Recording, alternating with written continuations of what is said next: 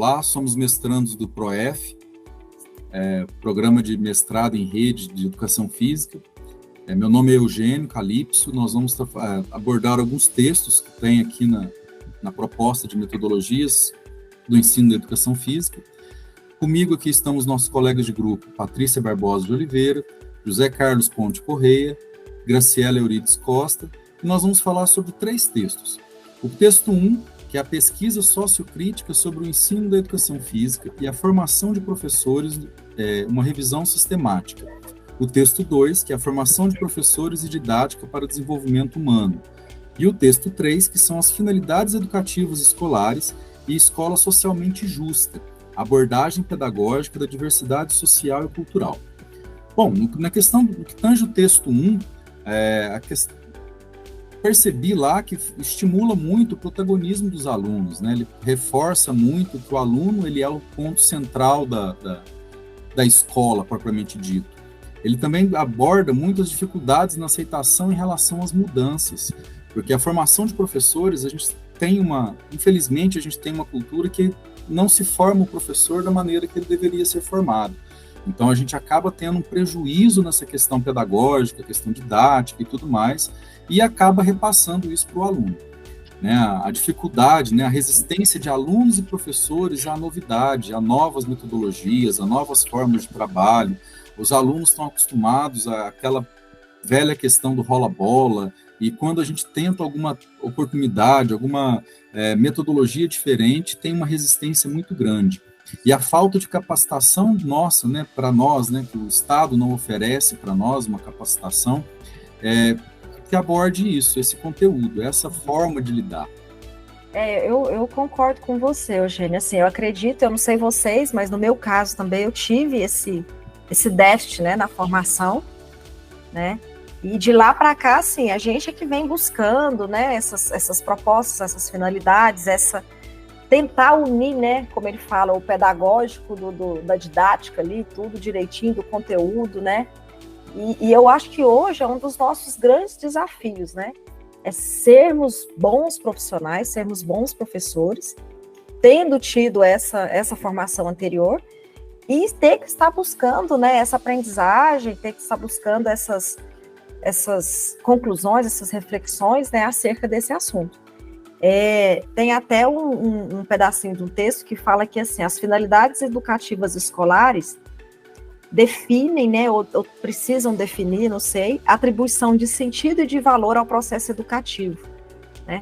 Agora você trazer isso, o quanto isso é amplo, né, dentro de uma aula, dentro de uma sala de aula, ou de uma quadra, ou de uma atividade ali que você está fazendo com os meninos, né? Essas dificuldades também, assim, eu vi que a gente trazendo assim para a nossa realidade, a questão da pandemia.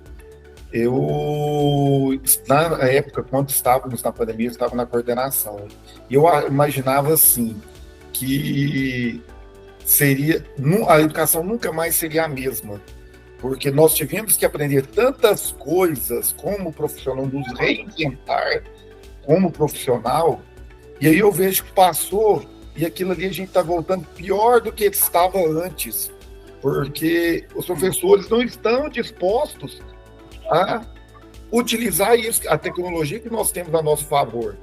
E aí eu vejo dentro da escola, em vez da gente, nas nossas aulas de educação física, por exemplo, por que a gente não pode aproveitar, já que os meninos gostam tanto do celular, utilizar a ferramenta celular a nosso favor?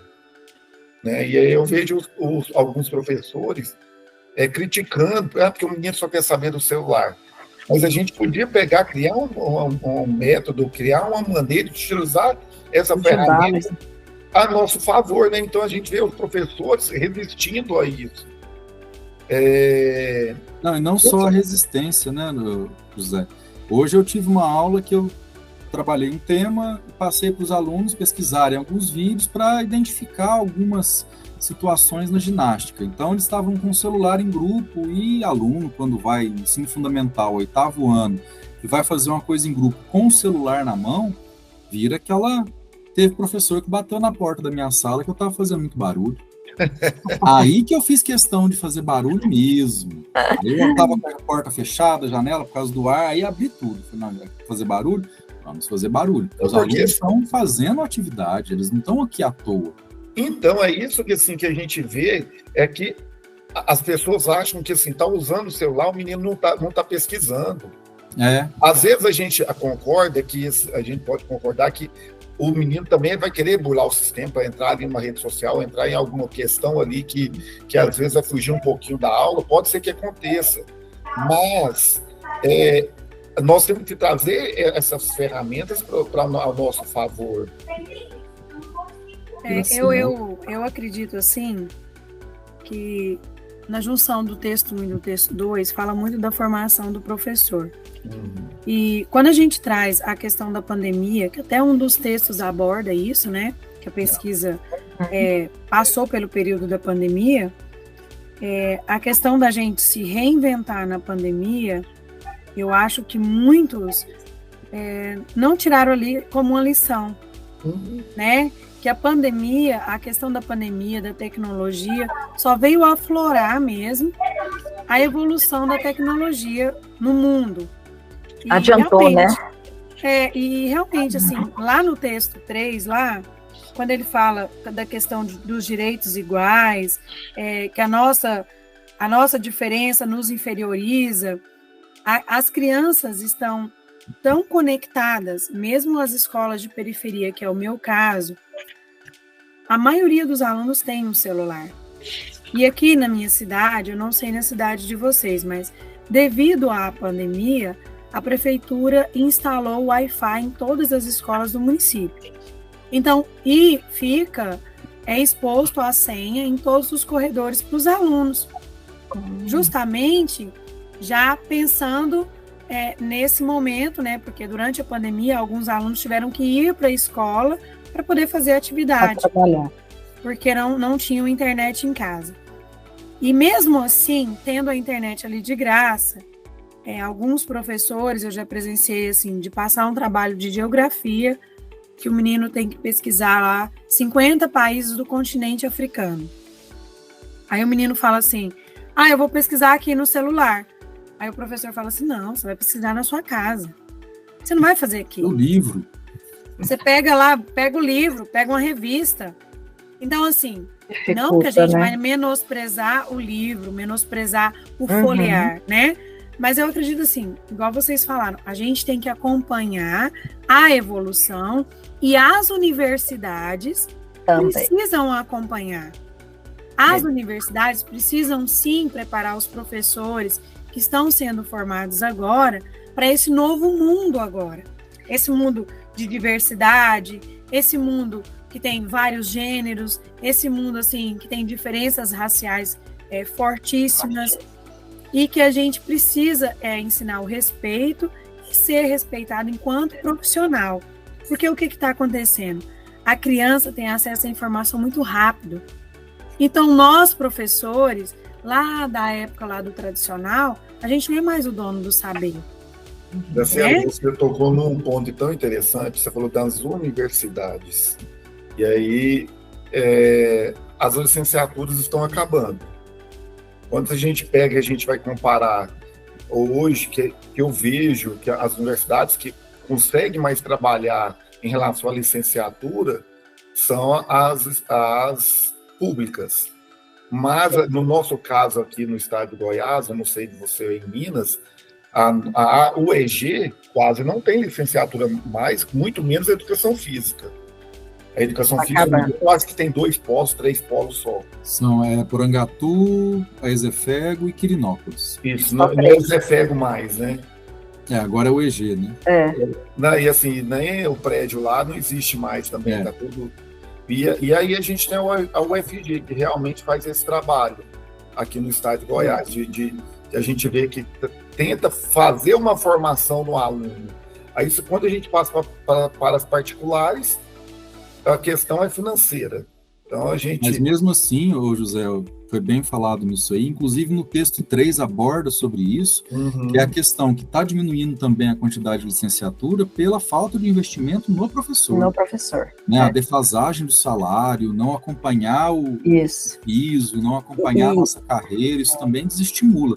Lá no texto 3 também fala muito a respeito desse enfraquecimento do ensino superior, né, esse desmonte do Estado aí, e manter bastante o foco, né, através de políticas neoliberais para a educação, o foco na educação básica, com a preocupação única e exclusiva de ter a mão de obra sem qualificação para o mercado do trabalhador. Uma coisa que eu achei muito interessante foi o processo histórico disso tudo, né, gente? Né? Bem assim, a hora que a gente vê essa divisão lá em 1800 e pouco, lá e vem... Então, assim, agora você pensa, nós estamos em 2023 e até hoje a gente lida com esses processos, essas discussões, né? Ela vem de tempos em tempos, e eu estudo, eu trabalho, né? Eu trabalho numa escola de tempo integral. Então, assim, tem umas premissas, né, de professor, que ele precisa ser global, que ele precisa ser isso, que ele precisa ser aquilo, para formar o cidadão, o aluno e tal. Então, a gente pensa, gente, da onde que vai surgir um profissional assim? E aí, né? A gente entra também no texto 2, né, que é o debate que tem entre o disciplinar e o pedagógico. Que a gente vai para a faculdade, a gente aprende o conteúdo, a gente aprende a história, os conceitos, as regras, as formas de se fazer ali, aquele determinado esporte. Conteúdo, né? Conteúdo, assim, mas a gente não aprende o pedagógico, de como passar isso. A didática, né? A didática fica a desejar. Né? Fica a desejar. Então, a formação pedagógica, ela deveria aliar o saber pedagógico com o saber do conteúdo. Que a gente pudesse ter diversas metodologias para poder repassar isso para o aluno. Alguns cursos, eles oferecem isso só no finalzinho, né? Lá no último período. Mesmo foi. Terceiro ano a gente teve ali o estudo das metodologias da didática, e no quarto ano... Só pincela, né? Na verdade, eu acho que só pincela. Sim. Eu acredito que a questão da prática, hoje, em muitas universidades, né? Está no estágio. Né? Muitas vezes esse estágio, a gente pode usar aqui uma palavra meio vulgar, mas ele é levado nas coxas.